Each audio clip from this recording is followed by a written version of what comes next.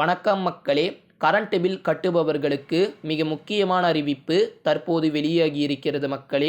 அனைத்து பொதுமக்களும் காணொளியை கடைசி வரைக்கும் பாருங்க.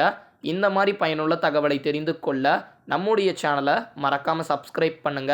கோடையில் இயல்பாகவே கரண்ட் பில் அதிகமாக இருக்கும். ஏனெனில் ஏசி, ஃப்ரிட்ஜ், மின்விசிறிகள் இந்த மாதிரி அனைத்து விதமான பொருட்களுமே 24 மணி நேரமும் இயங்கும் என்பதினால். அதே சமயம் சிறிய குழந்தைகள் இருக்கும் வீட்டில் இன்வெர்ட்டரையும் பயன்படுத்த வேண்டிய சூழ்நிலை இருக்கிறது.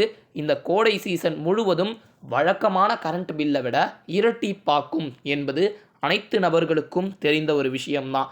ஆனால் இதை குறைக்கலாம் என்று சொன்னால் நீங்கள் நம்புவீங்களா? கரண்ட் பில்லை மிச்சப்படுத்த குட்டி குட்டி டிப்ஸ் இருக்குது மக்களே. எல்இடி பல்புகள், நீங்கள் இன்னும் பழைய டியூப்லைட்டுகள் மற்றும் பல்புகளை பயன்படுத்தினால் உடனடியாக அவற்றை அகற்றிவிட்டு அதற்கு பதிலாக எல்இடி பல்புகளை பயன்படுத்துங்கள். பொதுவாக ஒரு டியூப்லைட் 10 மணி நேரம் எரிந்தால் 1 யூனிட் மின்சாரம் செலவாகும். ஆனால் எல்இடி பல்புகள் எரிந்தால் 111 மணி நேரம் எரிந்தால் 1 யூனிட் மட்டுமே செலவாகும் என்று செய்தியில் குறிப்பிட்டிருக்கிறாங்க மக்களே. அது மட்டும் இல்லாமல் இரண்டாம் கட்டமாக ஏசியில் டைமர் அமைக்கணும் மக்களே. அதற்காக நீங்கள் 24 முதல் 26 டிகிரி செல்சியஸ் வெப்பநிலையை ஏசியை பயன்படுத்துங்க. இதன் மூலயமாக கரண்ட் பில் குறையும். மேலும் ஏசியின் டைமர் அமைப்பதின் மூலயமாக அறையின் வெப்பநிலையும் குறையும். சிலர் குளிர்சாதன பெட்டி முழுவதுமாக பொருட்கள் வைத்திருப்பார்கள்.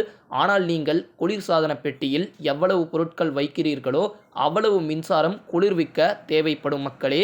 எனவே அத்தியாவசிய பொருட்கள் மட்டுமே ஃப்ரிட்ஜில் வைக்க வேண்டும். புதிய உபகரணங்கள், பழைய மாடல் ஃப்ரிட்ஜ், ஏசி போன்றவற்றை பயன்படுத்துபவர்கள் ஏராளமான கரண்ட் பில் குறைக்க வேண்டுமானால் அவற்றை ஒதுக்கி வைக்க வேண்டும். ஏனென்றால் அவை அதிக மின்சாரத்தை பயன்படுத்தும்.